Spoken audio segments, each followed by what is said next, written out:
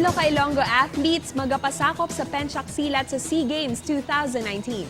Nakatutok John Sala.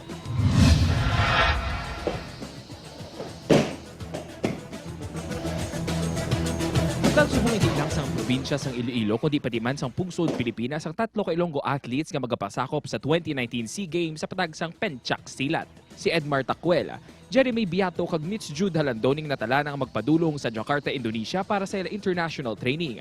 Dako man nga bugal ang ila kadalagan para sa ila buluthuan. I'm very much happy with the accomplishment of our athletes and I know all of them. They are hardworking athletes since then when I trained them. Nangin silver medalist si Tacuel sa tunggal kategory, samtang silver medalist man sa Halandoni kag Biato sa regu kategory sa World Beach Games sa Thailand. Salamat sa pagsuporta sa ila sa amon nga municipality. Padayon lang pagsuporta sa sports. Dako man ang salig sang ila coach nga makuha sang 3 bulawan nga medalya sa palabuton nga SEA Games 2019. Maghatag sang special performance ang perguruan demonstration ukon isa ka seremonya antes magsugo ng kompetisyon ang isa tiyo Pencak Silat team bilang representante sang pungsod Pilipinas.